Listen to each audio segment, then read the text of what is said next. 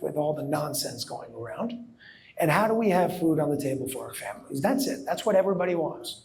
Even a terrorist wants that. Maybe they have their own justifications for what they do, but that's the common denominator between everybody that I've ever spoken to, both good people and bad people, because the bad people have justifications too.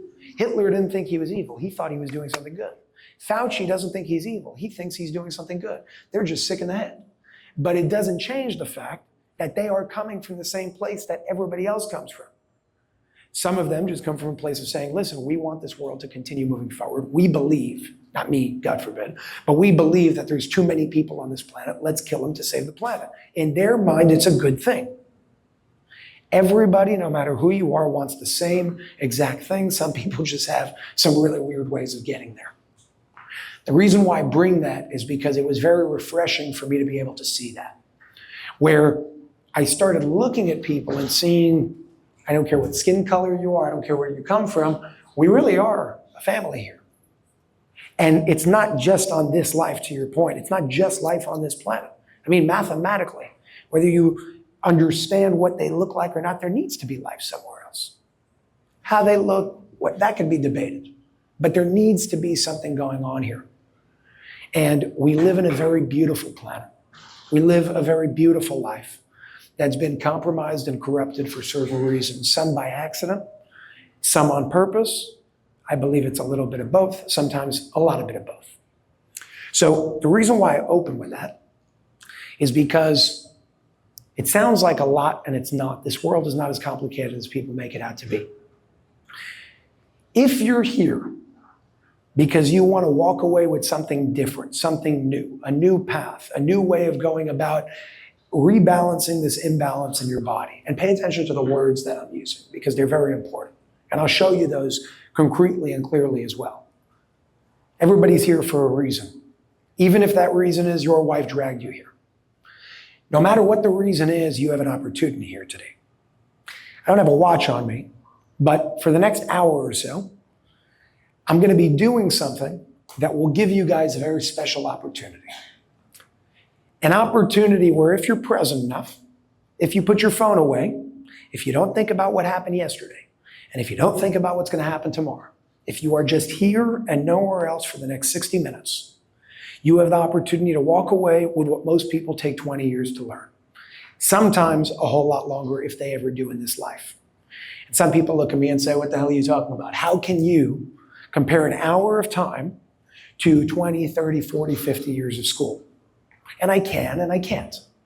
And I'll tell you how I can. Because everything is built on the same fundamental things.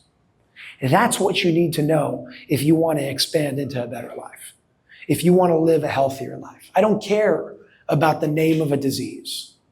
Just like if there is a tree and that tree has a rotten and poisonous seed, I don't care that the branch is deformed because if I cut it off, a new one's going to come.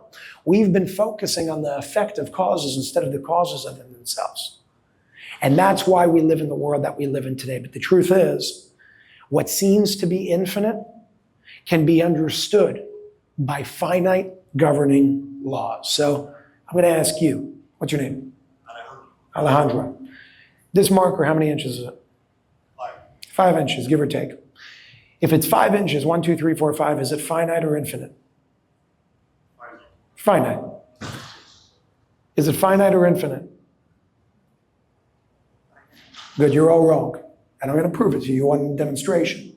So here's how it goes. If this is 5 inches, cut it in half until you reach 0. You can't.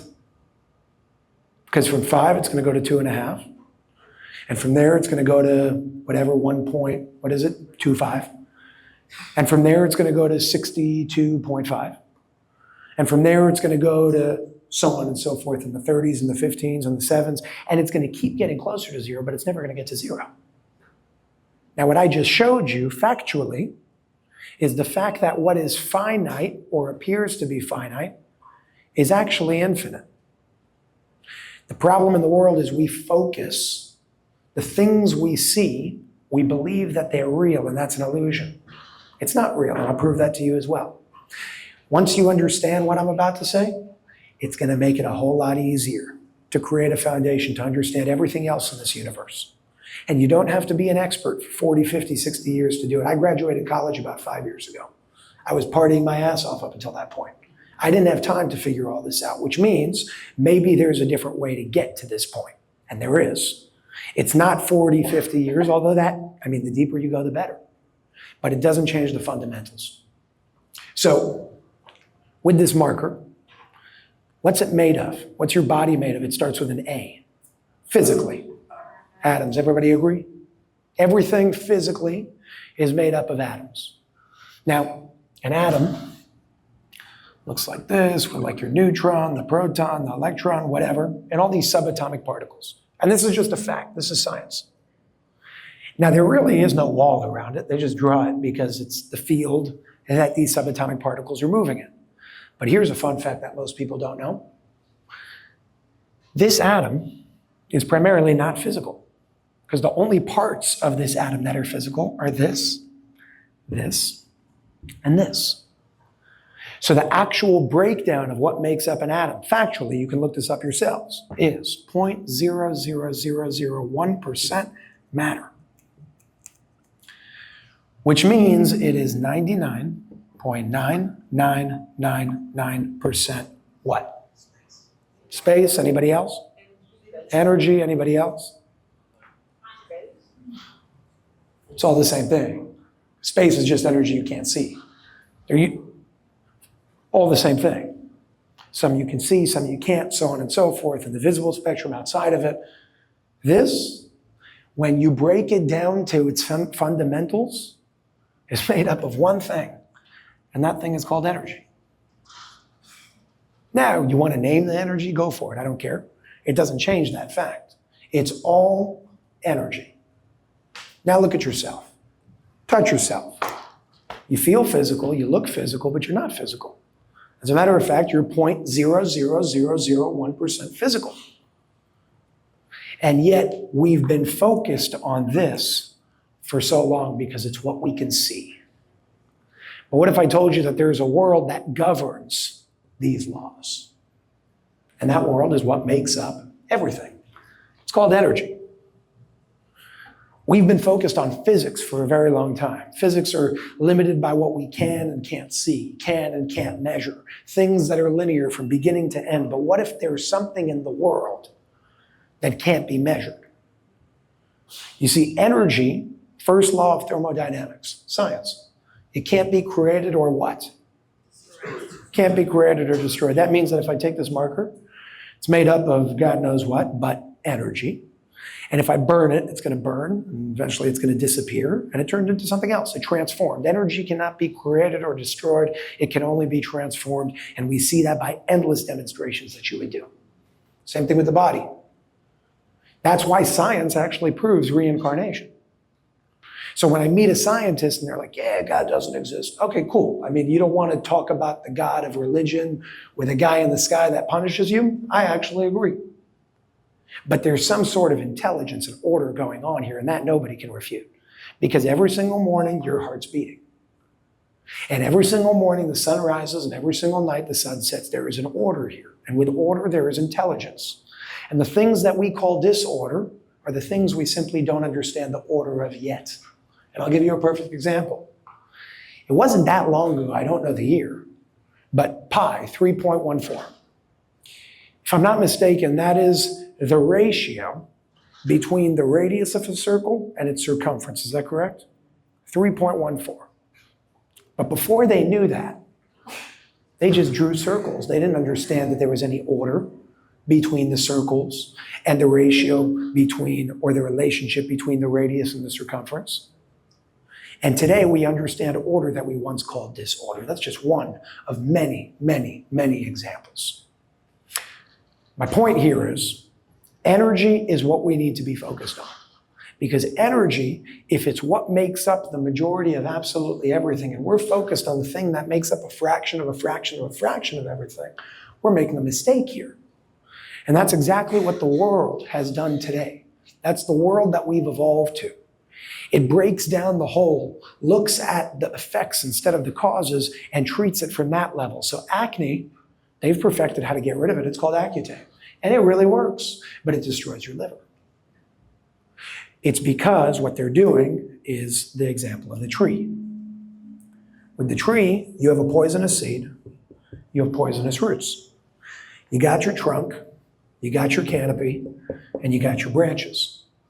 Well, over here, if you have a poisonous seed, your branch is eventually going to come out deformed.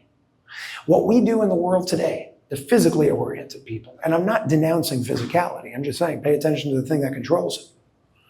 The thing that we do is we see a deformed branch. We say, let's cut it off. And then a new branch grows. And it looks different, but it's still deformed and filled with poison. Then we cut it off. And we keep repeating that cycle, and we wonder why people are getting sicker and sicker and sicker. And it's because we're focusing on the effect and not the cause. We're focusing on the effect and not the cause. So for all of us to understand and to make sense of the fact that I just told you very confidently, and I mean it, if you pay attention for 1 hour and you sit with this for long enough over the next few days and just pay close attention and presence without yesterday or tomorrow, you will gather the prime fundamental tools that you need to make sense of everything else. Think of numbers. Numbers are infinite. You can't understand infinity because it's not created and it's not destroyed. It's like energy. It has no beginning and it has no end. It just goes on forever. So understanding infinity is a task that's kind of useless, and yet we try to do that. But instead, what if I told you that there are 14 things that you need to know, real simple 14 things that all of you know, that make it easy to understand the governing laws of infinity and therefore make it serve you instead of you serving it. Those 14 things are 10 digits and 4 laws. 10 digits, 0, 1, 2, 3, 4, 5, 6, 7, 8, 9. Any number you ever want to make will have those digits. And then math, and then addition, subtraction, multiplication, division. You know those 14 things. You can understand the governing laws of infinity. Take electricity, an example I always give. An electrician is a master of electricity. They learn the governing laws of electricity. So they have the black wire and the red wire and the this and the this, and they have the switch and they connect it to the light. And now we're powering this room. Now, I'm going to ask you guys, is it a miracle when the electrician comes and wires a few things and you flip the light and the lights turn on? Is it a miracle, yes or no? Yes. Well, I guess everything's a miracle. But we've gotten used to it because it's something that they've mastered. Now, no electrician in the world, and if there's one here, challenge me. No electrician in the world, nobody in the world, understands what electricity actually is. If anybody wants to answer me, no, we actually do, it's this. And I'm going to say, okay, so what's that? And we're going to keep going until it never ends. Till you come to a point of understanding there's an underlying energy that can't be created or destroyed, and therefore you cannot know what it is. But you don't need to know what it is to understand its governing laws. And that's how we have electricians today. Well, what if we did the same exact thing with the laws of energy? Some people call them magicians. Some people call them wizards. Some people call them witches. A witch is just a female wizard, but one has a bad name and one's cool. Same exact thing. If you can become an expert in that, everything else becomes child's play around you. Not in an arrogant way, in a masterful way. Because you start understanding things about the world that you didn't understand because you don't have the fundamental laws. And I don't care if you're Jewish, Christian, Muslim, Buddhist, it doesn't matter. It's all saying the same exact thing if you dive deep enough. So I'm starting with this, and I'm going to dive into this because before we understand this technology, you have to understand the fundamentals, the laws of creation. When you understand that, understanding the technology becomes a whole lot easier. So the goal here is becoming a master of energy. When you can do that, you master a whole lot of things. And just like with numbers that are infinite, energy is infinite. I'm not proposing we learn what this is because you'll never know what infinity is. I'm proposing you learn its governing laws. So that's exactly what we're going to do today. And we're going to dive deeper on the perspective of health and wellness specifically. The difference between health versus disease. But don't get stuck on the health versus disease part. That's just the way I'm going to express it to all of you. If you read between the lines, you will understand how to do things that I'm not explaining here today. But if you take the fundamentals, it's like Lego. I may show you how to build a robot, but you can build a car. It's the fundamental building blocks of creation. I'm giving you the Lego pieces today. If you read between the lines. So I'm going to ask all of you, what is the difference, or better yet, how would you define health in one word? Well-being, happiness, peace, balance. What's your name? Lima? Rima. Awesome. So all of you are right, but I like Rima's word the best, balance. Now, balance. So if we go, let me just draw this out to make it real simple. You got health, you got disease. If health is balance, disease is what? Great. Balance and imbalance of what? What we're going to do today over and over again is bring ourselves back to thinking in terms of this and not this. Because if you think in terms of this, you're thinking in terms of its governing laws. That's what Nikola Tesla taught us. Think in terms of energy, frequency, and vibration, and you will understand the secrets of the universe. The reason why is because they're not secrets. We've just been taught to think in terms of this instead of thinking in terms of this. But when you think in terms of this, the way that you see health changes, the way that you see color changes, the way that you see art changes, the way that you listen to music changes, the people that you spend time with change. Everything in your environment, both outside and inside, changes. I mean, even if you look at something like one of the things that happened to me, take the Hebrew alphabet. The Hebrew alphabet is the same alphabet as Aramaic. And when you look at it and you think in terms of energy, it's not just a letter. There's a frequency to each letter, and there's a shape to every frequency, and that's what the letters are. So take abracadabra, which comes from Aramaic, before we turned it into something funny in English. It's saying, as you speak, you create. You're creating what you're speaking, and it's true because you're using sound. Well, you're using the frequency of thought and converting it into sound. We call those words. And then you're taking the sound and you're turning it into something real. There are certain languages that can actually do that. We'll go deeper into that later. I'm just giving you guys some cool little seeds and gems along the way. Now, health is energetic balance. Disease is energetic imbalance. I don't care about the name of the disease that you have, because you're going to get lost in that. I care about the common denominator between all diseases. And the common denominator is this: energetic imbalance. That's it. If you have cancer, diabetes, heart disease, depression, anxiety, it could be something physical, it could be emotional. It doesn't matter what it is. This is what it is, first and foremost. It's an energetic imbalance. And if you're healthy, well, I don't care about that either. I just care about this. You're energetically balanced. That's called health. The common denominator between all diseases, which is a dis-ease of energy, meaning energy is not moving through the body properly. It gets stuck, and when it gets stuck, well, you got a problem. Because if you're an electrical being, which I'll prove in just a moment, well, that means that you need electricity moving through the wires of your body. And if you don't have electricity moving through the wires, then how are you an electrical being? You would be a dead being. When you have no charge, you can't survive. So we'll go into that in a moment. But this is the one thing that I ask you to remember if you remember nothing else today. Energetic balance is health, and energetic imbalance is disease. And when you understand that, the way you go about healing changes. Because today, what we do is very interesting. When somebody has a disease, let's say cancer, the first thing they say is, okay, chemo, radiation, let's nuke the body. Now, I just want to make it real clear. I'm not against Western medicine. I'm not against nuking the body. But I'm against nuking the body as your first resort. If it's between you're going to die or you got to drop a nuke, drop the nuke. That's not what we do. We drop the nuke first. That's like every war that starts today turns into Hiroshima and Nagasaki before somebody can pick up a finger. It's ridiculous. And yet that's what we're doing. So again, I want to make it very clear, Western medicine saved my life.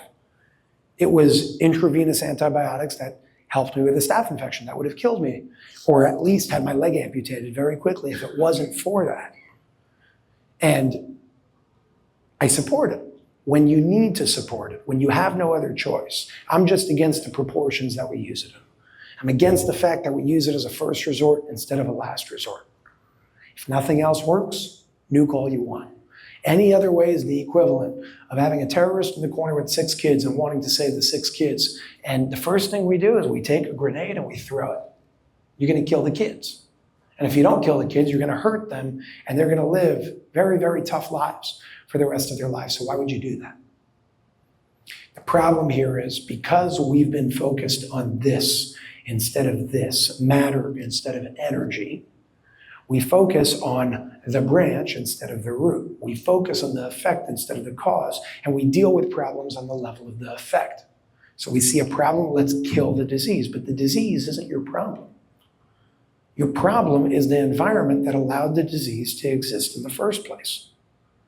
And if you don't change that environment, which I'll explain in just a moment, if you don't change that environment, nuking it only makes it worse. You might get rid of the cancer, but you're going to come back with another cancer, or you're going to end up getting a stroke, or something else is going to happen. That's called side effects. And that's not something that needs to exist. That's something that exists because of the world that we created ourselves.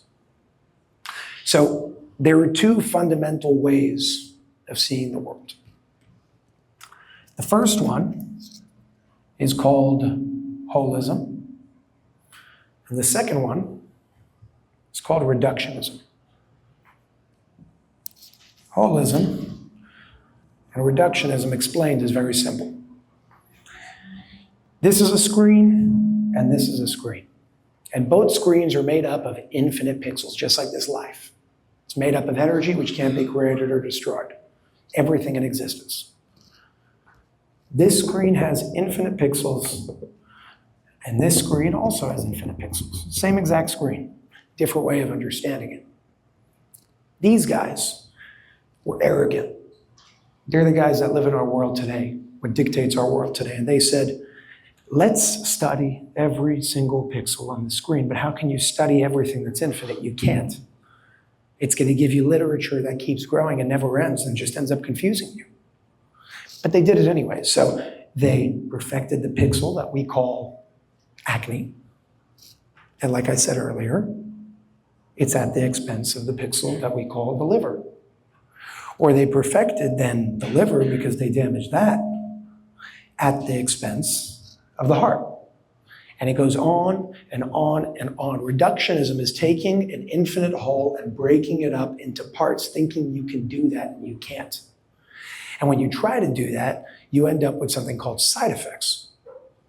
You end up with something at the cost of something else because you're not dealing with the whole. But these guys, from a few thousand years back, that most people call crazy and woo-woo and don't understand medicine, came from a different perspective. And they said, this screen has infinite pixels. We'll never understand infinite pixels. So instead of trying to understand infinite pixels, let's just understand the governing laws of what moves the pixels on the screen as one whole unit. And that's where they came up with their 7 energy centers. They call them chakras. Now, in Western medicine, they say chakras are crazy, but they just call it something else. So what these guys, the Eastern medicine guys, call the heart chakra, these guys call it the pulmonary system and the cardiovascular system. What these guys call the solar plexus, these guys just call the digestive system. That's all that's going on here. But these guys had a very interesting way of going about it. They said, we don't care about what the digestive system is made of. It's infinite, just like this marker. It may look like it's finite, but you can keep cutting it in half forever, so where does it end? That's not the question they asked. They simply asked, what is the optimal frequency of the digestive system? What is the optimal frequency of the heart? What is the optimal frequency that promotes and re-optimizes circulation and blood flow in the body? And if you pay attention, those colors, which we'll go into in a moment, is exactly what you need to rebalance those parts of the bodies. So red, which is your root, which these guys call blood flow, circulation, inflammation. When you take red light therapy, which people used to call crazy and everybody uses today, that's why it works. Because it's using energy or light as a way to heal. Dealing with it from the cause instead of the effect. Now I share that here, bringing it back to health versus disease, energetic balance versus energetic imbalance, because what I just shared is fundamental. Both of these are valid. This may save your life if this doesn't. But do this one first. And if you do this one first, you may never need this. But if you do this one first, you'll be lucky if this one saves you. That's part of the message that I'm trying to share here. Back to here, how do we measure before going about how do we rebalance an imbalance? How do we help fix or heal a dis-ease and turn it into ease or flow or health or so on and so forth? We first have to understand how to measure where we're at on the spectrum. And there are three things that I commonly share, which is very, very important. And those three things are all the same exact thing, again, certain fundamentals that are just expressed in three different ways. The first one is called cellular charge. The second one is called pH, and the third one is called oxygen. Now, what I'm going to show you here today is not something to base your entire life on when it comes to checking or measuring certain things, but it does give you a good idea of what's going on. Anybody here that knows your cells, they have something called the powerhouse. What is the powerhouse? It starts with an M. Mitochondria. Mitochondria is like the electrical plant of the cell. It generates electricity. We are electrical beings. If I take my shoe off and rub it on a carpet and come and touch you, I'm going to shock you. Because I have something called water in my body, filled with things like minerals. And they conduct electricity incredibly well through the medium of water when you have those minerals. That's why when you do like a water fast, you don't just drink water because your charge will go down. You do a water fast and you take salt often because that salt will allow for more conductivity of electricity in the body to increase the charge. The moral of the story here is cellular charge, pH, and oxygen level are three different ways to measure the same thing. And that same thing is energetic balance versus energetic imbalance, or health versus disease. Cellular charge being that every single cell has a powerhouse, mitochondria. It needs electricity to operate. And the higher the charge, the better you are, because you have more of a charge and energy is moving more flawlessly through the body without interruptions. So in essence, low cellular charge creates an environment of disease, and high cellular charge creates an environment of health. I could give you the numbers, we can go into that later, but I'm trying to teach you the principles here, because the numbers are just going to make you forget certain things. Low cellular charge creates an environment of disease, and high cellular charge creates an environment of health. Now pH, what is your average middle number? 7. And on the low side, what do you call it? And on the high side, what do you call it? And which one is better? But that's not true, because you would die here and you would die here. The reason why alkaline is better is because every single cancer patient or sick individual in the world experiencing energetic imbalance, the sicker and more severe and chronic, the more acidic you will be.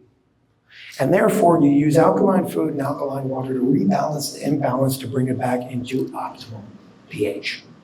That's when things operate the right way. Now, fun fact, pH is a derivative of voltage. It's the same thing expressed in a different way. So, moral of the story is low pH creates an environment of disease. And I can't say high pH because you would die there too, but optimal pH creates an environment of health. Oxygen level is no different.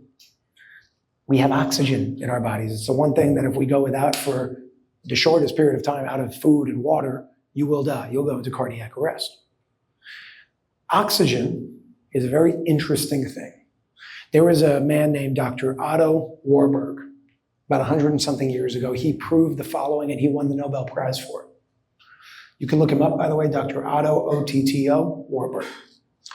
What he proved was the fact that when you deprive a single cell of 35% of its oxygen for 48 hours, that cell becomes cancerous. I'm going to say it again.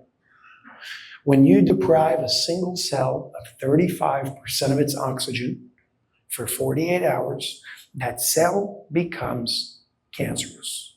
Now, what that means in English is cellular deprivation creates an environment of disease. And cellular sufficiency, over time, of course, creates an environment of health. Now, what am I actually trying to say here? And I said it earlier, and I'll say it again, so we really don't forget it. The problem is not the cancer. The problem is not the heart disease. The problem is not the disease in the first place. The problem is the environment that allows the disease to exist. But because we've been taught according to this instead of this, we look at the effect instead of the cause. The cause is your environment, because cancer can only exist here, it can only exist here, and it can only exist here. It cannot exist here. It cannot exist here, and it cannot exist here. Now, oxygen is a little bit different, because you could take a stage 4 cancer patient and put the oximeter or the pulse oximeter on their finger, and they will be around 97, 98, 99. They could be. So the reason why I share that is because some of these are more accurate than others. Some of these you can focus on and give a lot more credit to than others, but they all hold some validity. These are things you can do yourself at home. Cellular charge, you measure with something called a voltage meter. Now, the first time I got a voltage meter, I was really dumb, and I touched both electrodes thinking that it was going to give me my electrical charge, and that's not how it works. Then I said, it's not grounded. I need to ground the meter. So I connected one to the sink, and I touched the other one, and it still didn't work, and I didn't understand what was going on. And that's when I learned of a guy named Dr. Jerry Tennant. I believe that's how you spell his name. Is that correct? A-N-T. Dr. Jerry Tennant, who wrote a book called Healing is Voltage. And he, if you go on YouTube, you'll find a way to use the voltage meter the right way to measure your cellular charge in different parts of the body, so you could see where the problem is as well. Now, it is the most accurate. It's also the most complicated, because it took me a while to figure out what to do and how to do it, to be honest. It took me like 30, 40 minutes. But it is the most accurate. It's also the most expensive. Nothing crazy, about $200. The simplest one is right here. And this is called a pH strip, and it costs about a penny each. And a pH strip, when you take it and you put some saliva on it, pee on it with your urine, it will give you your level of pH that you can track every single day. You can see what happens when you eat certain foods and how that changes certain things in your body. It's a fun little test that you can do yourself. Now, with the pulse oximeter, which is what this thing is, it's about $14. Also very affordable. You could still have cancer and have 99%, but it will show you cool things. Like if you smoke a cigarette and then you do it, your oxygen is going to be much lower. Now compound that on a pack a day, or 2 packs a day, or 3 packs a day, you die. That's why that works. The point over here, beyond the tools that you could use, a voltage meter, pH strips, or a pulse oximeter, is the fact that it's the environment that we need to change if we want to make a difference. Not the disease. Instead of nuking the disease and keeping the environment the same, so you're just going to get another one, change the environment, and the disease can no longer exist there in the first place. And when you go that route, you're taking a route that doesn't need to hurt something in order to help change the effect of a cause that is literally not changing, no matter what you do when you nuke it. So that's your big picture fundamental over there when it comes to how do we measure where we're at on the spectrum? Now the question is, how do we change it? And there are many ways to do it. The first thing we understand, or need to understand, is that There is nothing outside of you that can heal you. Not a doctor, not a pill, not anything. That's already a false illusion that we see it. I mean, that's our experience, right? You walk into something, you have an amazing experience, or you take a pill and it really gets rid of like this or that or psoriasis or whatever it is. And you said the pill healed me or the technology healed me. That's not what's going on. Not this system and not anything else, including people, are healing you. Your body is healing itself. And when you understand that, the way that you go about things change. Because your body is an incredible piece of technology. And other forms of technology can be used to help catalyze the process, make faster the process of the body healing itself. So, just a little fun fact. Does anybody know how many volts of electricity you have in your body at any given time if you were to add all the voltage of all your cells? Anybody? Say it again. Does anybody agree or disagree? She says trillions. 2 to 3 trillion volts of electricity in your body. Every single one of us have 2 to 3 trillion volts of electricity in our body at any given time. And the reason why I share that is because when you're sick or you're dealing with a dis-ease and you're going to say, how am I going to overcome this? Well, I don't know. You have 3 trillion volts of electricity in your body. I think you could do a lot more than just that. But we've been taught that we're these weak things that need this thing that's patented.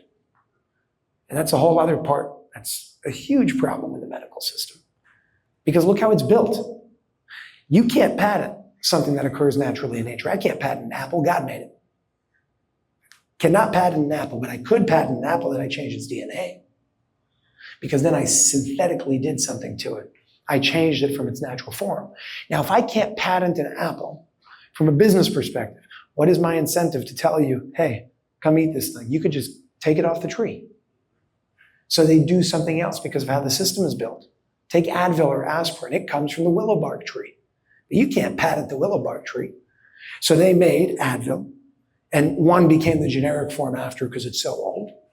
But when you patent something, you take something in its natural form, you synthetically change it a little bit, you add some chemicals there, and what happens next is you can patent it. And you have to spend billions and billions of dollars to be able to do scientific research showing that it works. It's not that it works. It's that the natural thing that we call alternative is the only thing in there that's working, and the chemicals are what allowed them to make the patent.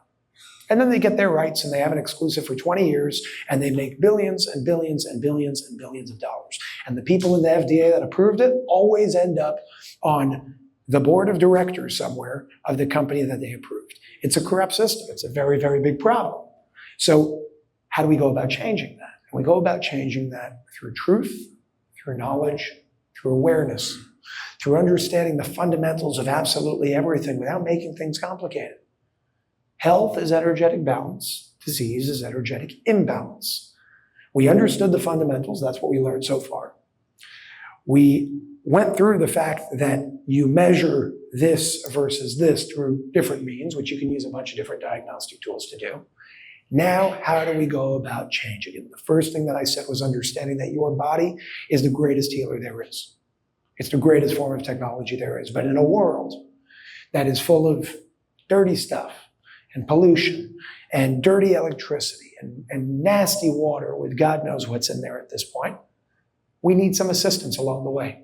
My goal is to get to a point where you never need the vitamin D supplement again, and you never need the system again. But to get to that point, you may need to use it until we can make changes. Because vitamin D is something you create in your own body. The sun helps you generate it. But when Bill Gates comes and likes spraying the sky, you're not going to be able to generate it as well, and therefore you might need a vitamin D supplement. That's fine. But we have to remember that we are the ones that are healing ourselves, nothing outside of us. And I drive it home because it's important. It empowers you. It makes you more powerful when you remember that you have 3 trillion volts of electricity in your body at any given moment. That's enough to power cities. And 3 times 50, 150 trillion volts of electricity in this room right now.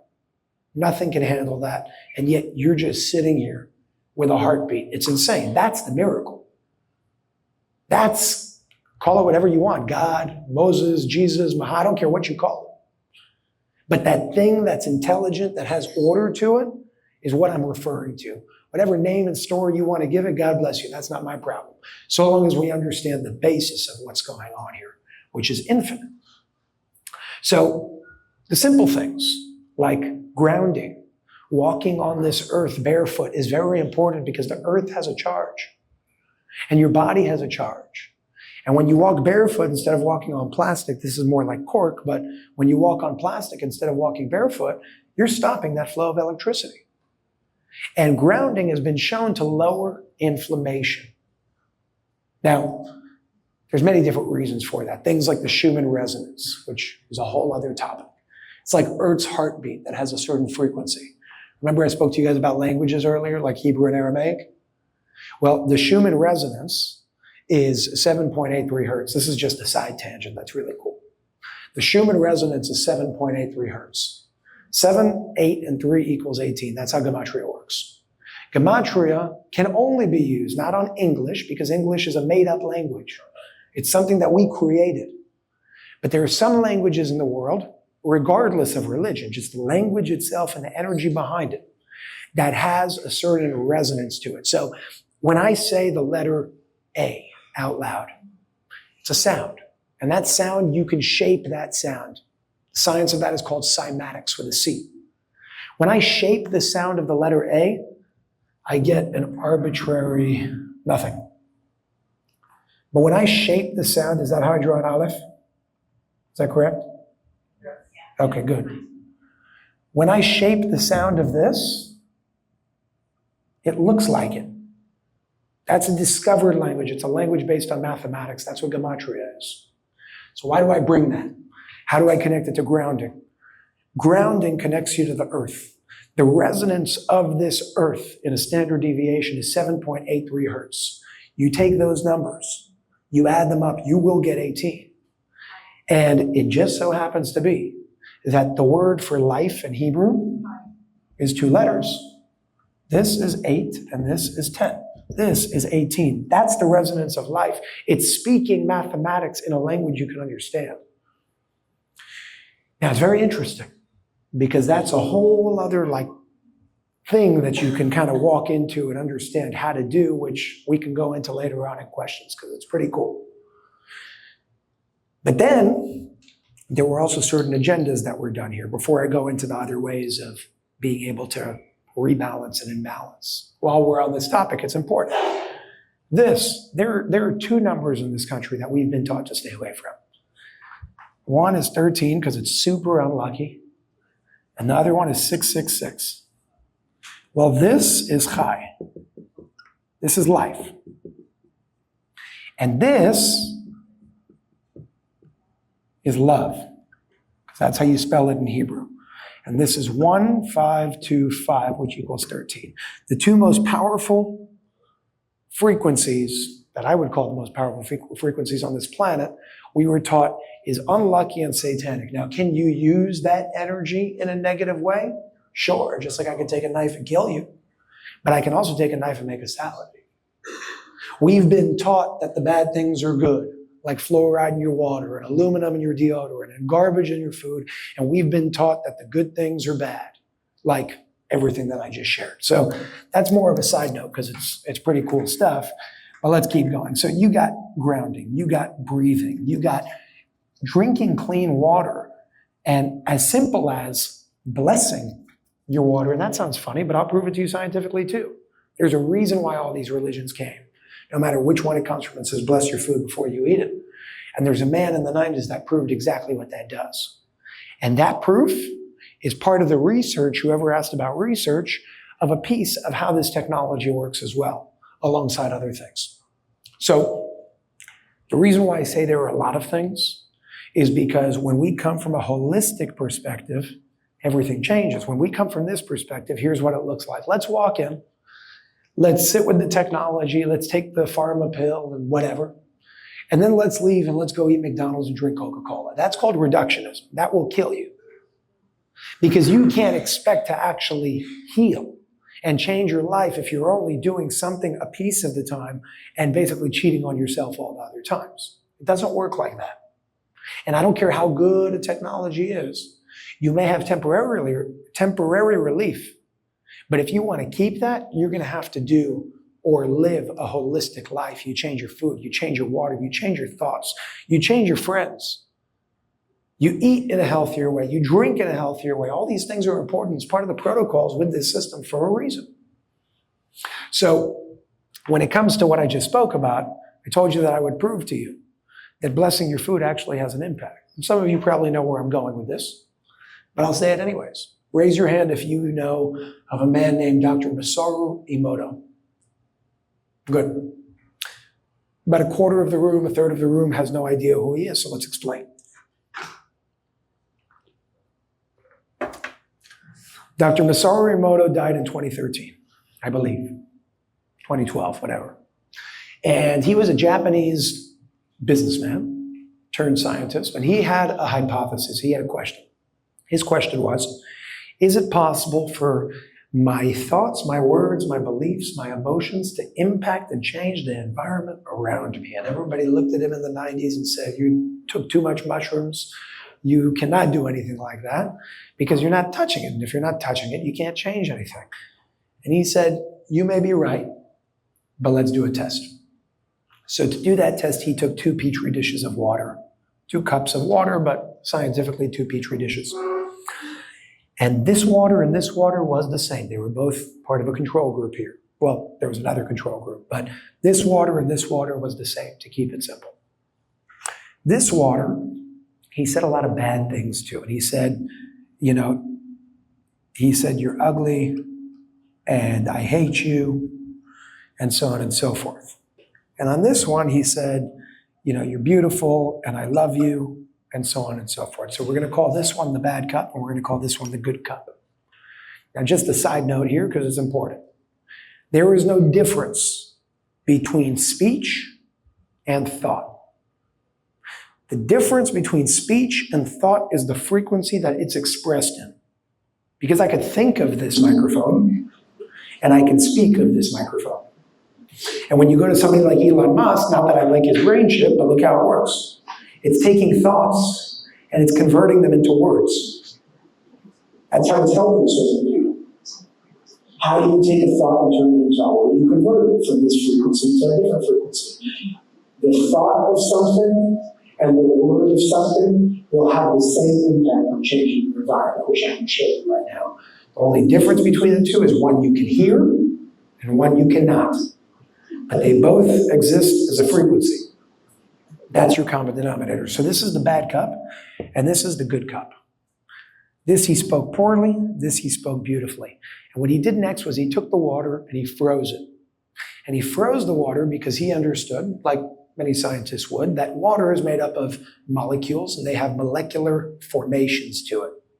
So that's how he's measuring if this cup and this cup is different. It's not just speaking to water. The way that he's measuring it is when he freezes it, he looks at the molecular formation of the water itself. And he wanted to see if there's a difference between this one, and lo and behold, there was. Every single time, and this was repeated over and over again with water, with plants, with food, and so on and so forth, every single time. And if you write in Google Emoto water study, go to Google Images, you will see exactly what I'm drawing on this whiteboard right now. Every time he said something bad, there was a distorted field of energy, an imbalanced field. That's another word for disease. And every single time he did something good, there was a coherent snowflake-looking geometric shape. I just draw that one because that's the best thing I can draw. That's geometric. So he always saw that this water, the good water, always resulted in a coherent field of energy, a coherent shape. Now, I told you about cymatics. Cymatics spelled like this, cymatics. Raise your hand if you've heard of cymatics. Okay, now raise your hand if you've ever seen on Instagram, Facebook, or YouTube sugar or salt on a metal thing, and they vibrated the metal thing and it turned it into a shape. Raise your hand if you've ever seen that. That is what cymatics is. It's the shape of sound. So that's what's going on here. Only it's not only sound, it's also thoughts. The frequency itself is synchronizing with the water, and the water is synchronizing with the frequency of a thought of something or the word of that something. But what does this mean? What he told us that it means, which has major implications, which I'll explain in a moment, I looked at my watch that I don't have. What he told us that it means is the fact that the words that you speak and the thoughts that you think change the molecular formation of water in your body. Why does anybody care about that? And the reason why we care about that is something that I already said if you connect the dots. Number one, you're made up of over 70% water. And the water in your body, unlike pure water, your water has ions and it has minerals and so on and so forth. It is extremely conductive and conducive to electricity. That's why, again, if I rub my foot on a carpet and I touch you, I'm going to shock you because it is conducting electricity. Now, if you are made up of 70% water, and just follow my logic here, if you are made up of 70% water over that, and electricity is running through the pipes and the shape of that water, then what hose is going to give you a better result? One that looks like this that you're trying to push something through, or one that looks like this? And I think the answer is obvious. That's how this impacts you. Your words, your thoughts, your beliefs, your ideas, your affirmations, all of these things literally change the molecular structure of water in the body on a scientific and physical level. It's taking energy and imprinting itself to show you its effect. It's changing the molecular formation of water in the body. And from there, your electricity can then flow uninterrupted. And when that happens, you have energetic balance, otherwise known as health, over energetic imbalance, otherwise known as disease. Does all of that make sense so far? Does it not make sense to anybody?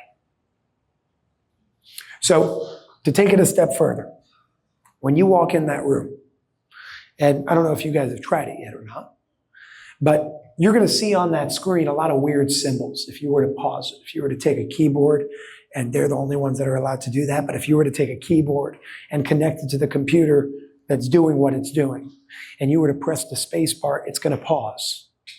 And when it pauses, you're going to see a bunch of weird looking shapes and symbols that nobody really understands what's going on here, right? It just looks like a code. And it is. Let me explain real simple what it is. This is called the metamatrix. The metamatrix is an arbitrary alphabet that correlates certain letters in English to symbols. And those symbols are called the metamatrix alphabet. So let's assume that A looks like this, and B looks like that, and so on and so forth. And each letter has a different symbol, which means that if you want to write the word love, you would need 4 different symbols that correlate with the specific letter, and you'd be able to see it. Or you'd be able to draw it in the metamatrix. That's what's on that screen. Because if you take the keyboard and you press F11, it will translate from the metamatrix into English. What's going on that screen, which is just a piece of the technology, which I'll explain further in a moment, in certain pillars. What's going on is based on this guy, Dr. Masaru Emoto. And he showed and he proved that positive words and intentionalities will restructure the molecular formation of water in the body. What's scrolling on that screen are different intentionalities. Those intentionalities, think of them like they're on the container of the water, and when you walk in there, you're the water. They imprint you. They change the molecular structure of water in the body from one that looks like this to one that looks like this. From one that's all kinked up and energy and electricity can't move through to one that allows it to flow real well and real easy.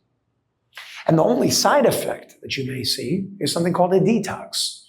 Because when you have a hose that's kinked up, that builds up garbage over time, and you release those kinks, guess what's going to come out of that hose with the water? Some rocks and dirt too. That's not a side effect. That's what happens when you rebalance and imbalance. That's what happens when you turn dis-ease into health or energetic imbalance into energetic balance.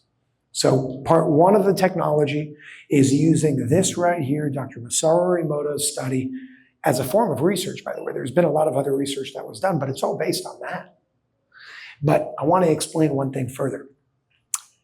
How is it that water that doesn't have eyes to see and ears to hear, how is it changing its molecular formation by just coming in contact or into closer proximity with something? And that's one of the fundamental laws.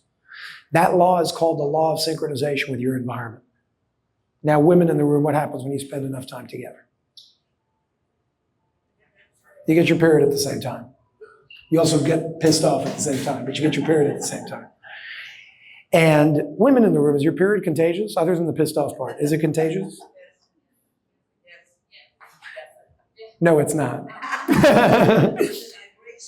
What you're doing is synchronizing. So your environment is creating something that women in this case have a synchronized expression with, and that synchronized expression in this case is what we call having your period. Now, let's go to a different example that applies to everybody. People that live closer to cell phone towers, they statistically have higher rates of cancer. And it's not because the cell phone tower is evil. It's because the cell phone tower is radiating a specific set or range of frequencies. Your body is also radiating a specific set and range of frequencies. And those frequencies are not compatible with your frequencies. The cell phone tower frequency is not compatible with your frequency. So what happens? You synchronize with something that's incompatible. You create a distortion. That's called a disease. And that's why people who live closer to those things, they're synchronizing with them, so they have higher rates of disease, cancer, so on and so forth. It's all about the law of synchronization with your environment. Some people call it homeostasis. So take a bottle of water. If I were to take this cup of water, and let's assume there's no water in it, and the cup was 100 degrees Fahrenheit. Pay attention because you're going to have to answer this question. The cup is 100 degrees Fahrenheit. The water that I'm about to pour in is 50 degrees Fahrenheit. What happens to both the cup and the water when I put the water in the cup? What's your name? Brent. Brent or Brent? Like Brent.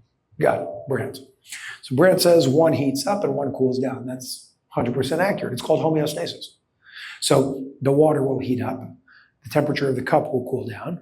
They'll meet in the middle somewhere around 75 and they move on. That's called synchronization.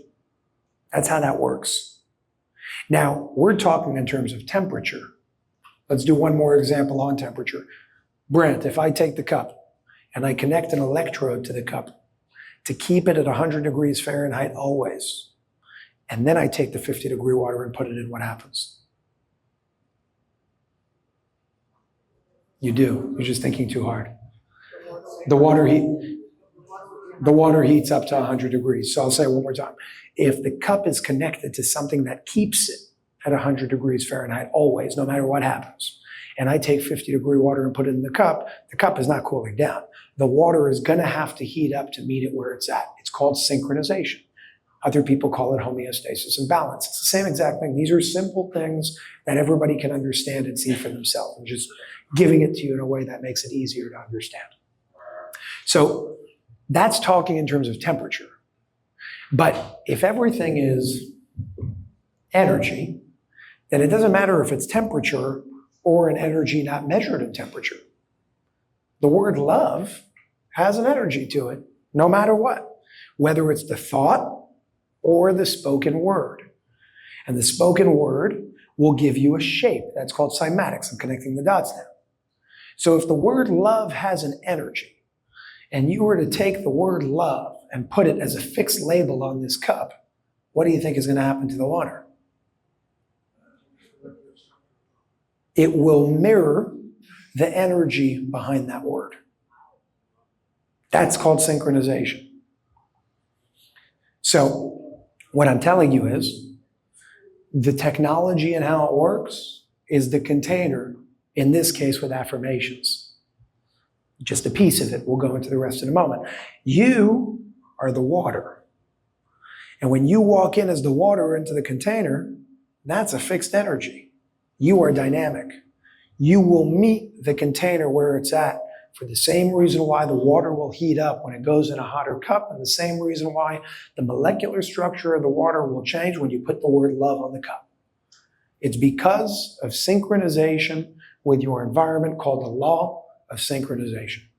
One of the fundamentals that change everything. Because if you think about that for a little bit longer, it will show you how to do a lot of things. I'll show you one thing. How do you overcome addiction? Well, everybody says, let's fight it, right? I'm going to fight it, and I'm not going to let it take over me. Well, that's stupid, because you're most likely going to relapse. So what do you actually have to do? Well, one of the hacks, say it again. Befriended, correct. You accept it. You accept it and you hack your environment a little bit. Because if the law of synchronization is a law, which it is, I just proved it to you, then you synchronize with the environment that you're in. You don't need to fight something. You just need to take the environment that you spend enough time in and not do the thing in there. Now, let's say it's smoking. I'm not saying don't smoke. I'm just saying don't smoke in that room that you spend most of the day in. You want to leave 10 times a day? Do that. Leave, take the cigarette, do whatever you want to do, come back. Eventually, you will have a different imprint based on how you designed your environment in what I call your zone, the place that you spend the most amount of time. Because that is what you will synchronize with the most. So that's just one implication of one of these fundamental laws.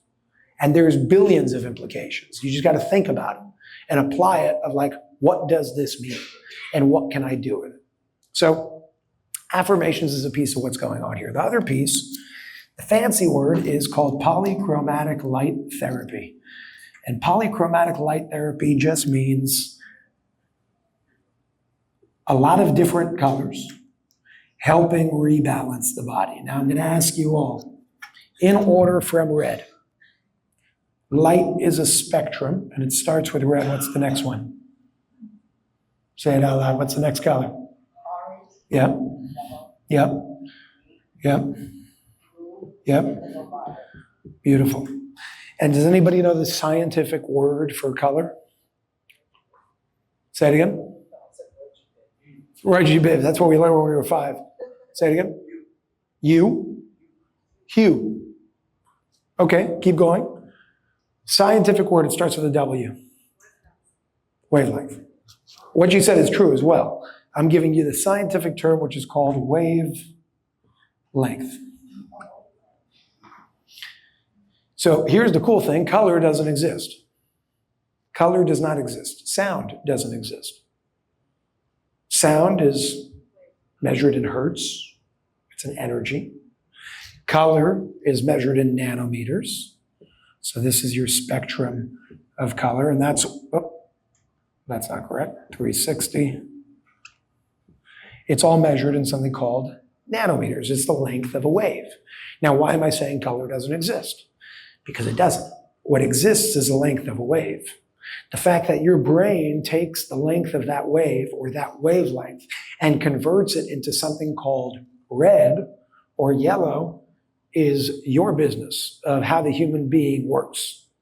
That doesn't mean color exists. It means you, with your consciousness and your brain, scientifically take a wavelength, and I'm repeating it on purpose because it's insane, scientifically take a wavelength and convert it into light that you can see. Same thing with what you can hear, measured in hertz. You're taking energies and frequencies and you're turning it into something that you can hear and smell and taste and so on and so forth. What time is it, just so I see? Beautiful. So big picture, what we're talking about here is polychromatic light therapy. And it is no different than red light therapy or blue light therapy. It's using different wavelengths measured in nanometers through the law of synchronization with your environment to help re-optimize certain parts of the body. So back to holism and reductionism, Eastern medicine and Western medicine. In Eastern, you have your 7 different chakras. What's the order from the bottom up? Red? Yep. So thousands of years ago, they knew the spectrum before they knew what a nanometer was. How they knew that, I don't know. Maybe they looked at a rainbow, but how did they apply what they applied to learn what they taught us? Because it's insane. We spoke about this earlier. This is their way in holism of understanding the governing laws. They don't care about what the cardiovascular system, the pulmonary system is on its level of pixels, because that never ends. Just like this marker, it never ends. It will always be cut in half. So if the macro is the micro and the micro is the macro, and you can't understand infinity, let's understand its governing laws. They identified that the optimal frequency of these systems is the color that we see as green. And same thing with the digestive system and the reproductive system and your blood circulation, muscular and skeletal system, and so on and so forth. So look how cool this is. Color can be converted to sound. Yellow foods are foods that are good for your digestive system. So lemons, pineapples, mangoes, bananas, so on and so forth. Well, if you take yellow, and it has a range of nanometers, but let's call it 560 nanometers. If you want to know the sound that will correlate to the same healing capabilities of the color, you need to take this color in nanometers, convert it into hertz, because that's a different octave of the same note. Just like a piano, you have a high octave and you have a low octave, but they have the same notes in each octave. One's just higher and one's just lower. They sound different, but they're based on the same fundamental truth. So if you take 560 nanometers and convert it into hertz, let's assume it's 432 hertz. Well, this is a yellow song. And that frequency, in terms of sound, is what you will need to use to rebalance digestive problems. I'm sharing this with you, and I'm going above and beyond because it can give you tools that will change the way that you go about things. Color is very important. It makes you feel certain ways.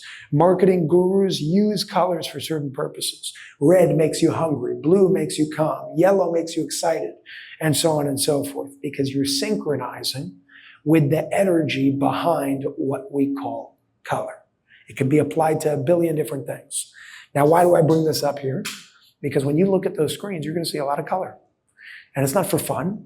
It's because it's using multiple different wavelengths simultaneously to target certain aspects of the body. Because when you bring in this wavelength to the digestive system will resynchronize with its optimal frequency. Same with the heart, same with the throat, same with the reproductive system, same with the root, and so on and so forth. It's the principle that you can elaborate and expand on. So part of what you're seeing here beyond synchronizing with the energy of certain intentionalities is synchronizing with the wavelengths of certain energies, which is what we call color, and helping reoptimize certain organs in the body. The third aspect of what you're seeing is something called photonic collision. And this is part of the reason why, to answer your question, you can't really just have one TV. You could. I'm not saying it's not going to create any form of benefit, but if you want the greatest form of benefit, you want something called photonic collision. Anybody know what a photon is? It's like some say call it a wave, some call it a particle. It's very confusing, but think about it as like a particle of light for visualization purposes, like a piece of light. It's like when I turn on a hose and I open the hose and the water comes out, it looks like a stream of water, but it's made up of water droplets. Same thing with light coming off a screen. It looks like one continuous stream of light, but it's made up of photons. So those photons, now you understand what those are, it's in the name, photonic collision. Those photons collide. And there's direct photonic collision and indirect photonic collision. So for example, the pyramid of the light system in that case would be indirect photonic collision. How powerful or less powerful it is combined to the direct would need a study. I don't have that information yet. But what I could tell you is direct photonic collision is definitely extremely powerful.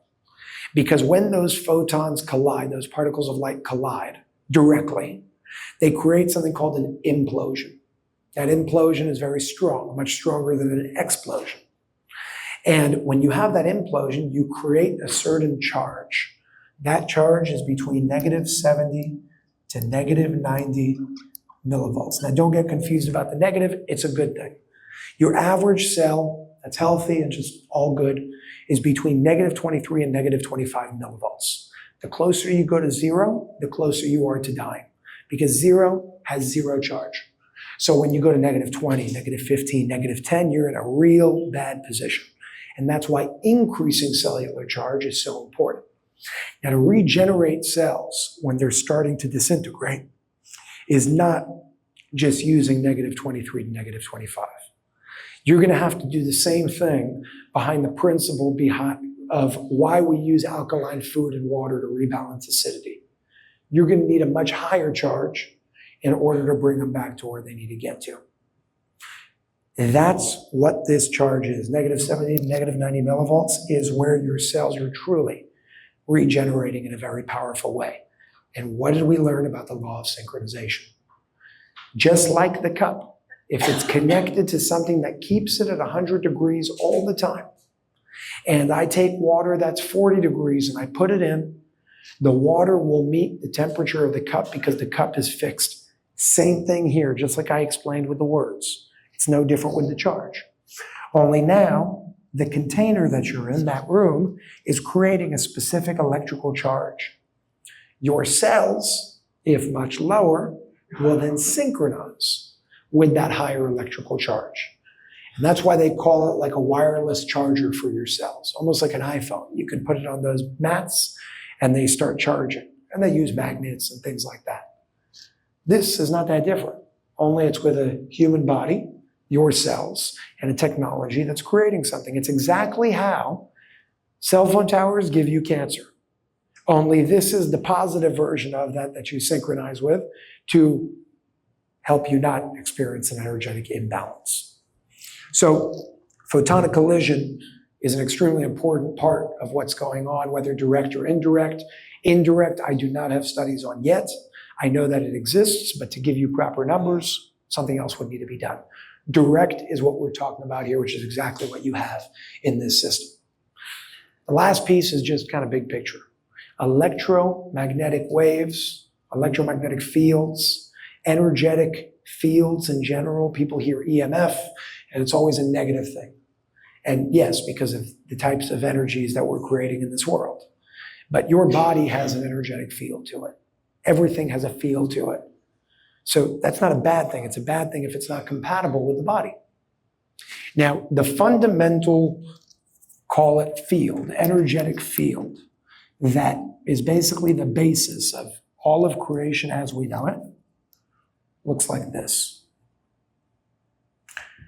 And it's called a torus or a toroidal field with no beginning, no end, no birth, no death, no creation, no destruction. It just is, and it's perfect, and it's balanced. Every balanced field of energy is built on that. So when you take the word love and you're creating the snowflake is built on the toroidal field. It's built on the torus. Every balanced field of energy has that in the background. It's built on that. So the question is, how do we create more of that? Through the photonic collision, through the configuration of the technology that's creating certain waves, it's creating certain fields, through the affirmations themselves, which you know that they're balanced because you see the effect of their imprint on water. That is how we create more of this. And the more of these that we can create, balanced energetic fields, the more we will synchronize with balanced energetic fields. And when we synchronize with that over imbalanced energetic fields, you have a much higher probability of synchronizing with health over disease. Nothing's guaranteed, but in terms of how certain things work and how we want to use that and how we want to use technology in a productive way, this is how you use natural laws to create something that's more productive as opposed to counterproductive. Now, before we go into questions, we'll go into all of these as well. Meditation should be self-explanatory at this point. It's something that is increasing awareness. It's something that is calming the nervous system. And it's something that whether you're in or not in the technology, everybody could do every single day, which would make this world a much better place. Meditation, prayer, presence, so on and so forth. Because just like the technology is creating a field, when you're meditating, you're creating also a very, very powerful field. And that will help not only resynchronize yourself and reoptimize yourself, but you will in a way do exactly what the technology is doing for others, only as a human body for others, because it's all about the law of synchronization. The same reason why when you're around a depressed person, you get upset. And when you're around a happy person, it brings up your mood. Think about it like that. You're an antenna that is causing for other people to synchronize with certain things. And that's why your awareness, your consciousness is so important. When this technology was originally created, it wasn't created with the intention of healing people. It was created with the intention of increasing awareness and consciousness. And the result of increasing awareness and consciousness, the byproduct of it is the body healing itself a whole lot quicker. But it starts with awareness. It starts with consciousness. Because if we start with ourselves, and it's not to sound cliche, it's true. When you start with yourself and you change things within yourself, you make it more possible for somebody else to synchronize with that higher reality. It's not about us being separate. It's the fact that we're all interconnected. So that brings me to a point here that I want to close on before going into some questions and covering some of those that I didn't. There are some people that spend millions and millions and millions of dollars and all this time to try and figure out what's wrong with them. And there is one thing that most of those people don't understand.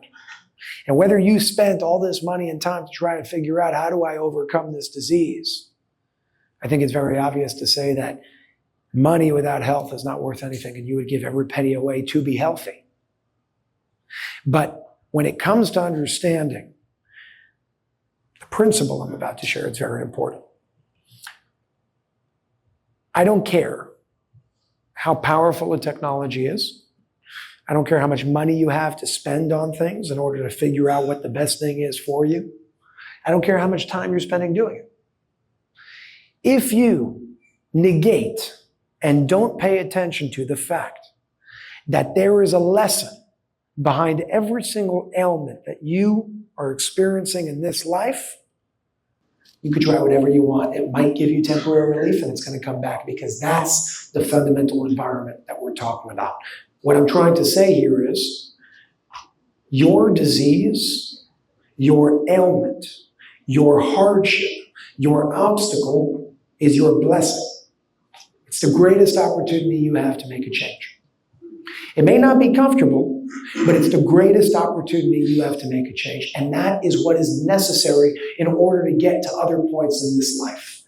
The people that have gone through the hardest things in the world, people that have been raped, people that have seen people murdered right in front of their eyes, people that see children die right in front of their eyes, those people are the ones that also are making the biggest changes in this world, because they decided to take something that most people would call negative and find the blessing, find the silver lining. The people that lead some of the biggest child sex trafficking awareness projects to stop something like that were raped by their fathers. They were child sex trafficked themselves. And look what came out of it. What I'm telling you, just to be very clear, is not murder and rape and killing is a good thing. But what I am saying is it is something that there is a silver lining in absolutely everything. There's a silver lining in absolutely everything, and that's how you turn something traumatic into something beautiful, because you have the power to do that. So if you're dealing with the cancer, the disease, or whatever it may be, instead of saying, why is this happening to me, start asking yourself, how is this happening for me? What is the lesson? How can I face this challenge, not problem, but challenge and opportunity head on to figure out, how do I overcome this so I can learn the lessons, so I can receive the gift and take that gift and start sharing it with others? Because one of the most profound lessons that I was ever taught was when you receive a blessing, and you choose to not share that blessing becomes a curse.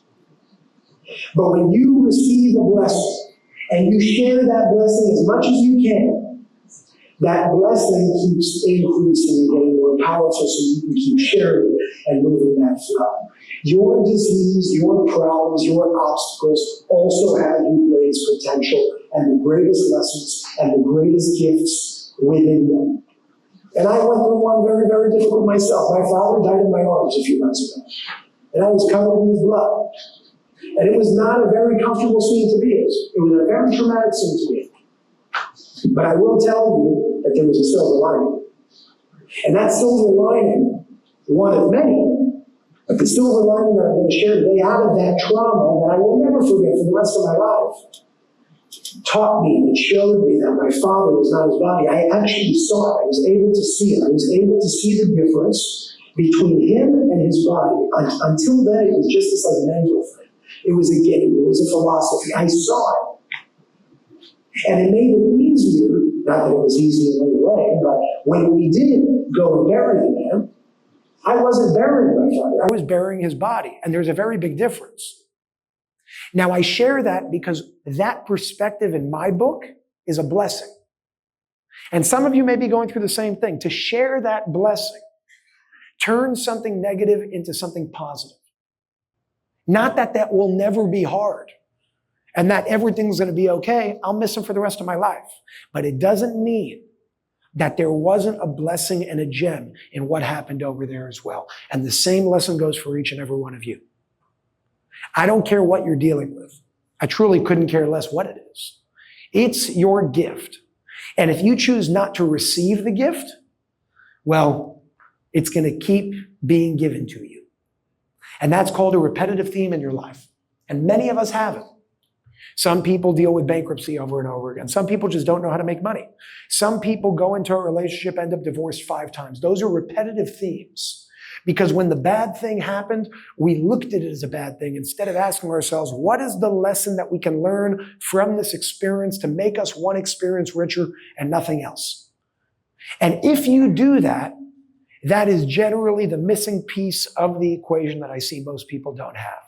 It's not about how much money you're spending on health and wellness. It's not about how many gadgets you have at home. The first fundamental thing that you have to remember is, what is this thing coming to show me and teach me? And it's not a punishment. It's a gift. It's a blessing. The moment you see it as one, your entire life will change. Your entire relationship with problems will change. And it doesn't mean they become easier in the moment. It doesn't mean you don't cry. It doesn't mean you don't scream. It doesn't mean you don't get pissed off. But it means that deep down, while there's a lake that's 1,000 feet deep, and you have different weather on the surface that's going to create waves one day and calm water another day, there is always the place 1,000 feet deep that is untouched by the weather on the surface. And that's the place that you need to connect to if you truly want to experience instantaneous healing. It's the place that remains untouched because you will synchronize with that place. So I'll close with this. Many of you are here for a reason. It could be your loved one is sick and you're trying to get them to come and experience something. It could be that you're the one that's dealing with it and you're trying to figure it out. Please, and I beg of you, understand that the problem is trying to show you something. There's a lesson here. And the further you dive deeper into understanding that lesson, the faster you will not need to receive the gift anymore because you already accepted it. And that perspective changes absolutely everything in your life. But just like the gym, if you go once this week and 2 times next week, and then you go straight for a month and then you stop, and eventually December of 2025 rolls around, and you go to the owner of the gym and you say, hey buddy, why am I still fat? Why don't I have a 6-pack? Your gym doesn't work. No. It's not that the gym doesn't work, it's that you're using it improperly. Consistency is key. And consistency with frequency is key. Meaning, you could be consistent and come here once a year. Don't do it. You're going to waste your money. If you're going to come, commit. That commitment could be for a month. It could be for 2 months. But commit with consistency and frequency and see what happens before and after that moment or that period of time. Beyond just your feeling, check something. Whatever test you need to do or diagnostic test you need to do, whether it's a live blood analysis or the neural check or the Zytoscanner or the BioWell or checking your pH or using your pulse oximeter or learning from Dr. Jerry Tennant and seeing how cellular voltage changes in the body after you come and experience something like this, that's what you base it off of. But you will only see the results that you're looking for, with the exception of 5% of people that truly do experience miracles overnight. Don't expect that. Expect consistency being key and frequency of that consistency being key as well. A month, 2 months, I don't care what it is, but give it your all for that period of time and see what comes out of it. When you do it that way, instead of looking for an easy way out, you will find a lot of beauty in your life. And you will be able to shift from energetic imbalance into energetic balance, otherwise known as disease versus health. So that's my spiel for the day. I am happy to answer questions.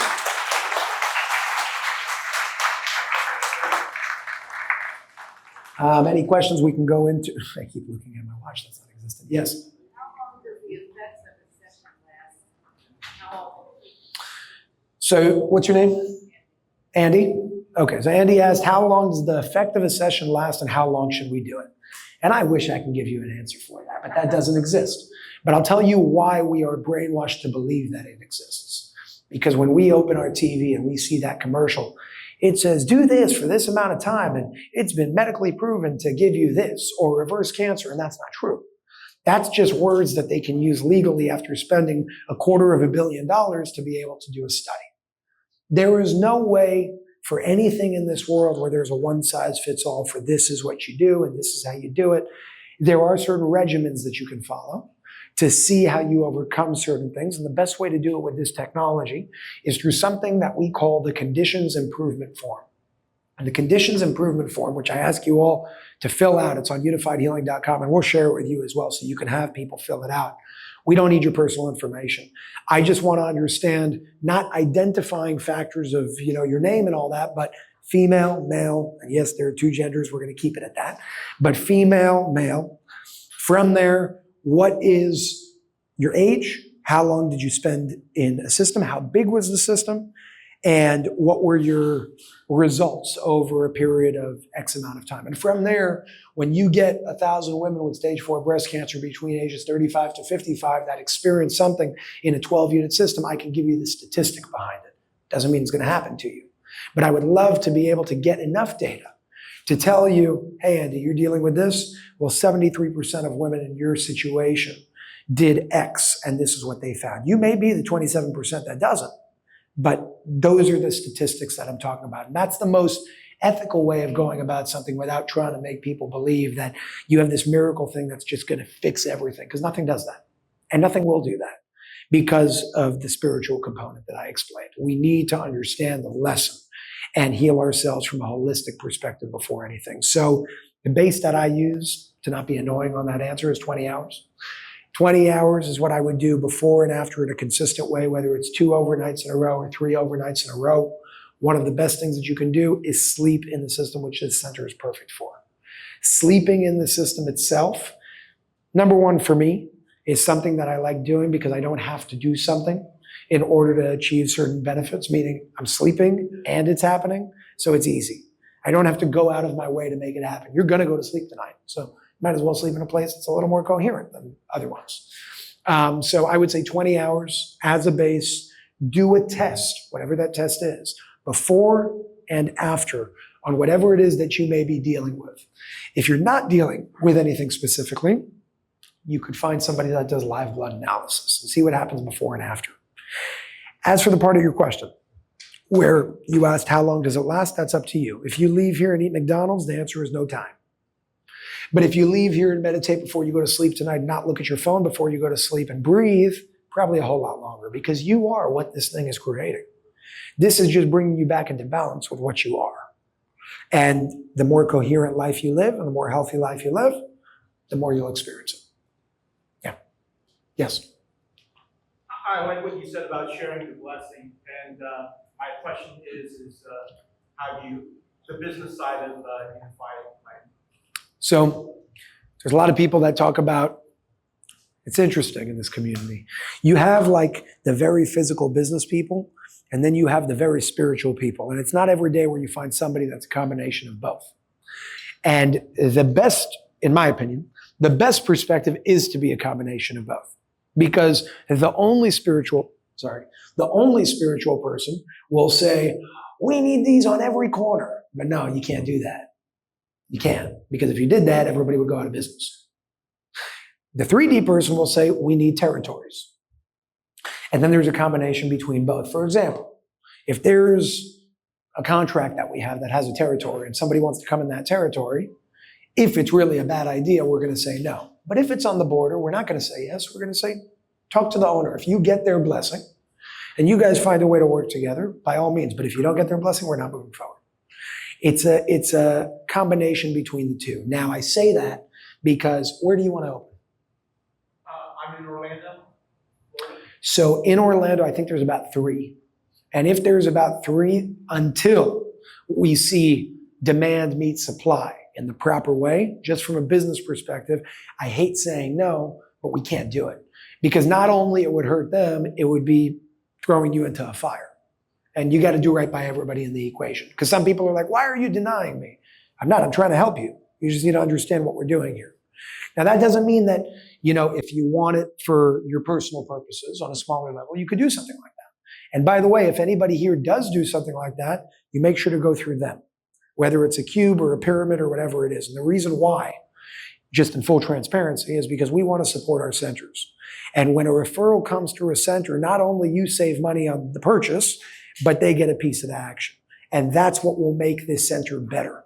So I'm making it very clear here. Don't just go to, let's say thelightsystems.com and buy something. Do it through them because it will support them and it will support you. It's a win-win that nobody else can give you a discount like that. So just the way that we built it from the business perspective to support the center owners while also, running an operation. Any other questions on that front? Not on the business part. But my next question would be Trump's first projects that he announced was the open AI infrastructure and mRNA technology that will cure cancer. I'm curious what your thoughts are. I think he's smart and an idiot at the same time. Honestly. Honest to God, that's what I think. I don't know what everybody thinks here. I like the guy because I think he's a strong guy, but I don't think he's strong enough, in my opinion. And I think that this is a touchy topic. I hate politics. I don't do politics at all. But if I could pick between Alzheimer's and that, I'm going to pick that. That's number 1. Sorry, but I'm going to pick that. And even that is not 100% to my liking. That's the truth. So I'll tell you what I think we need in a president. Not a Democrat, not a Republican. We need somebody that has an ounce of spirituality in them. Just an ounce. We've never had that. It doesn't happen. It's like, why doesn't that happen? Why is it always this versus this? And why are we talking about abortion? I never understood. Why can't, if you want to do something that I have my own thoughts on it, but let's say you want to do something that somebody else doesn't agree with, that doesn't hurt you, it's their problem. So I think the government went from being public servants to public controllers. And I'm not either way, by the way. I'm not Democrat, I'm not Republican. I think all of it is nonsense. I think it's absolutely ridiculous. I think that there's definitely a middle ground, but they kind of break between the two in order to divide and conquer. And Trump is not the exception. So, yeah, again, I like the guy better than the other guy, but I think we need much better. That's my opinion. Yeah. Yeah, I have a safety question. How far does the benefits of the scalar waves go? So I'm glad that you asked that. Photons do not go through walls. However, there are energies that do go through walls. That's where people come into the scalar part of the question, or part of the equation. Photons bounce. What they call scalar energy does not bounce. It's something that is in the world of the scalar enthusiasts, if you want to call it that, which I am one of them, but just to make it clear, it is not something that's been proven physically, which I don't really care about because that's this thing. I care about this thing. What proves scalar energy to me is quantum entanglement, meaning there is something that's faster than the speed of light itself, because quantum entanglement means no matter the distance between two things, if they're entangled, when you do one thing to one side, the other side mirrors it, even if it's a trillion light years away. That means there's something faster than the speed of light. That's what we could call scalar energy in my book. And I'm saying in my book because there is no actual book to read from properly based on physics because we're still primitive. We're not there yet. To answer your question, there have been people that said 2 miles. There have been people that said a lot more than that. I'll tell you how I see it. You synchronize with this. You leave the room. Other people synchronize with you. That's a form of the energy or the effect of the energy traveling. And as long as you can keep, with or without this technology, it doesn't matter, the higher vibration you can keep, the more that will reach people around them. Because it's like the butterfly effect. It impacts one, somebody synchronizes, it impacts the next, somebody synchronizes, and so on and so forth. The whole 2 miles, I don't know. I have no idea, because you can't measure it. Like if I tell you scalar energy goes out 2 miles, I'm lying to you. Because there is no tool on this planet today to measure that. So my answer would be, as far as you go, while you hold that vibration. That's it. Interesting. I read after your breakthrough interview. Yeah. Well, I remember that I studied some of the research that was done for units. Yeah. And I had mentioned that the scalar waves, there was a sheet or something just mentioned that some other. I could mention whatever I want. 340 miles. I don't buy It it. would be infinity for all. It is infinity because it's entangled with everything. But listen, if we want to reach, and this is where I come from, if we want to reach not 1 million people, but 1 billion people, you got to be real careful with what you say because the second